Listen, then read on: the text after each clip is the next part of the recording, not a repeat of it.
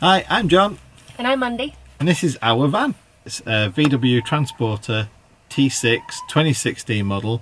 It's a 2-litre diesel engine. It's the Highline version, I believe. It's got 140 brake horsepower diesel engine, 6-speed manual gearbox. All the steering wheel controls, Bluetooth, DAB radio, and loads of storage bins and everything. I like storage bins. For Mrs. Storage. And 2 captain seats. 2 captain seats so we can kind of spin them around. Obviously, we made the conversion so that one doesn't spin around fully anymore, but they can definitely spin the passenger one round, and the driver spins round so you can sort of like Get like a 90 degree on it, don't you? Yeah, sit crossways that ways. It gets around 45 miles to the gallon, something like that. When you drive it. When I drive it. When you drive it, it doesn't, for some reason. The only one with a speeding ticket in the family. Oh, it's expired. Yeah. In a Volvo. Got speeding in a Volvo. Bless her. Why did we change the layout of the van? Because it was uncomfortable. So the old interior, the table was so big because it fitted in underneath the bed to make the base of the bed. So another important point of the conversion was to have 2 more seated passengers with seat belts as well. We couldn't do that in the old bus because it had no way of doing that. It just had to go. And who wants to deal with caravan type seating where you have to make your bed up of 27,000 cushions just to go to sleep? No. So No it went. good. So that was it. See ya, old crappy conversion. Thanks to the guy who bought it off eBay. Good luck with it. So one of the benefits, obviously, of the new layout is more storage. And what that means is Mandy gets all the storage. So what I love about this kitchen most is the storage. We've got so much more than we did in the old layout. We've got 2 drawers, one nice deep one and one nice long one, which I've managed to fit in plates and bowls and all my kitchen paraphernalia. My coffee press, which has to come everywhere with me. It's amazing. Coffee. Don't drink coffee. All Only my one person pans, does. everything that I need in there, and the corkscrew, which of course is incredibly important. You've got to have your corkscrew. And more importantly, there's cloths wrapped around all the plates and pans and everything in there because I sit in front of it and everything can't rattle. In here we have the only place that was big enough to put in our porta potty. So everyone understands you have to have a toilet when you're out and about. However, it needed to be more than just a toilet because, as you can see, kneeling up, it's not really that good. If I'm cooking, can't see my pans properly. Can't particularly stand up if we've not putting the top up and use the pans, especially with a bad back. Yeah, if we're doing stealth camping with no pop top. No pop tops with the stealth camping. Then I decided to make it into, need a handle. Yeah. Into a stool. So this is my stool. So instead, I can sit on it. No bad back, nothing to worry about. I can see my pans and everything's perfect. Cool. Are you happy with your stool? I'm very happy with my stool. You're going to patent that stool cover? I think you should. I could patent my stool cover, but I may have slightly plagiarised it off other people on Instagram. Oh, thank you, Instagram. Thank you, Instagram. And underneath the middle drawer is going to be food. So we've just got some bags for life in there because we can just take them into the supermarket, fill them up and chuck them straight in the drawer. Flexible storage, you see. Flexible storage None of is this the answer. rigid boxes. Apart from the rigid boxes that are on the shelf above it. So, because of your Tupperware addiction. Because of my Tupperware addiction. So in the it's not Tupperware, it's Tupperware, because the guy was called Tupper. She even told us all about it. Let's Google it. It was awesome. Now we know it's Tupper's Wear. Tupper's Wear. So, you know. Tupperware. There you go. Anyhow. Anyway, cupboard next to it. It's a little bit restricted because it's right next to the fridge. And the fridge has got all the gubbins on the side of it that make it work. So that comes into the cupboard a little bit. But in there, we've got the gas bottle, which is nice and easy to turn on and off when we need to. The fire extinguisher's in there. And we've also got the Ridge Monkey.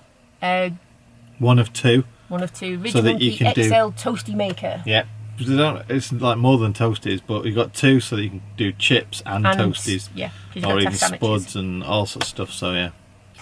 Got chopping boards and because it goes underneath the fridge as well, we've also got like a outdoor grill that's just nicely stored in like a Kadak, but cheaper. And smaller. But more importantly, people have been asking about the fridge, like what make it is and that. So right now, I'm going to play a little video of the fridge, so you know which model and everything it is. We've got a lovely insert for the inside of the sliding door. Get a couple of pockets in there. CamperVans, I think, with a K. Get it off eBay, about 130 quid I think it was, and it works for T5 or T6. But it's hard plastic, so anything that we put in there was rattling along, and as John's previously said, it doesn't do rattles. Don't do rattles. So John's Bright Spark idea, because it involves fabric and I'm in charge of fabric. She's the sewerist. It was my job to cover it with the leftover carpet that we had from doing some lining inside the van. Yeah, I think she did a brilliant job. It looks great. It does look good. Yeah. I'm impressed. Quite cool. And no rattles. So one of the things we like about the van is pop top. It's called a high-low, and that means that it sits low profile to the van when you're not using it, which means some of them you can see that it's a pop top because it's got like a bit that sticks up over the roof and all that kind of thing. This pretty much fills the profile of the original van roof. So low profile, and then high, as in like when you've got it as a pop top, it's really high, so loads of space. It's okay putting it up, getting used to it. Yep. You have these 4 screws which are in each corner of the van. If you've watched our build videos so far, you'll find out about how we had to cut holes in the cupboard so they can get access to one of these screw points. But yeah, you loosen those up and then you slide the panel back at the front, and then there's like a pull for a latch. Basically pull the latch, push up on the roof, and then the gas struts take over the rest, pop it up. And then this bit, which is now our ceiling, again pops up and goes right kind of to the back, so you get all this space inside as well. And the reverse obviously is just pull down, tuck it all nice and neatly inside. Make sure tucking is something we're getting used to. It is, There's yeah. a lot of you have to pulling make sure and nothing's outside of the roof when you're doing it. And really importantly, you have to make sure that nothing's near the latch at the front, because that's kind of like the safety latch that stops it from, you know, sort of being blown around in the wind or whatever. So the window blinds are pretty cool. These ones, they're not so bad. They're kind of like a concertina black blinds. The 2 side windows, the 1 rear window, seem to work out all right. And the front, we've got 2 kind of different types so far. One we've tested and one we haven't. So the first one we've tested is the stick on the inside kind of big board with the silver foil ones with the suction cups. The sort of condensation behind the glass and between it is a bit horrendous. So the benefit of that and your stealth camping is that it's not on the outside, so people can't walk away with it. And what we also have, which is an outside wrap kind of cover that you wrap around your front window and your side windows and goes over the door mirror bits and stuff. So we're going to give that a go. Probably in the next camping trip, to see which one works out to be the best. So now you've talked about all your front stowage area and your Tupperware and all that. Rear storage. So in the storage area, I've got full toolkit. So it's a crescent toolkit. I've got tow rope and jump leads and some track things that you put under your wheels if you get stuck in mud or snow or sand. I've even got a big loud whistly thing, like an emergency whistle, a compass, and a flint set to start fires. So yeah, under supervision. Under supervision. I do like starting fires. But anyway, no pyromania or anything though. No, not quite like that. I just like a good fire. But anyway, the other side of this little cupboard down the bottom there, you've seen my other bits of the video about the wiring and stuff. So down there is all the electric wires, batteries, bits of tools and everything. I've kind of like separated it with shelves in the middle. The 240 volt electric cable reel, and then below that are our 2 water containers all plumbed in. Under the bed we've got 2 camping folding chairs with a big one of those big air things that you've got. Oh, that sounds like a big sausage thing that you scoop the air up and then sit in a sausage on the beach or something like that. That's not mine, as you know. Kindle. There you go. Yep. At the back of that we can then still fit in our Duvelet sleeping bags. They're the comfiest sleeping bags ever. Really warm, and there's what is it, memory foam bit in them as well. Yeah, 5 centimetres. So that fits in the back. Both of those fit in the back, sorry. And there's the awning, drive away awning, that fits in the back as well. the outside camping table, the generator when we get it, but there's space in there for the generator. Backpacks, you know, like for all the extra gear that we're bringing with us, like walking boots and coats and all that, that can all go in there. So yeah, bed. Like Mandy was saying about stupid cushions, just basically the simplest bed ever.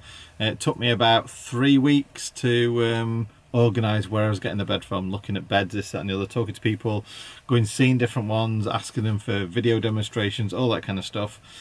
And then found Autoglide. So Peter, Autoglide, fantastic. Spoke to him on the phone, saw some videos that he put online, and sorted the price out.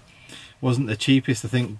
In all fairness, it was the third most expensive of about 10 hours looking at, which took a bit convincing for Mrs. Skinflint here to spend the extra money. It obviously has 2 seat belts, and the bed itself is crash tested, M1 crash tested, with a certificate, which means it's really safe for our family when we take them around.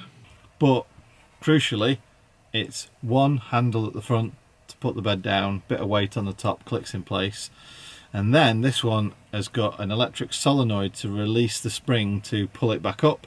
So I've actually got a button that's just placed at the kind of end of the bed, so you can stand there, press the button, the solenoid releases the spring tension, and the bed draws itself up, and you just kind of like pop it back in place. It's brilliant. It is brilliant. So fully cool. Convinced, well worth money, and the seat reclines. So when it's in seating position, you get, is it 3 or 4? It's about 4 positions of recline. 4 different recline positions, which will be fantastic.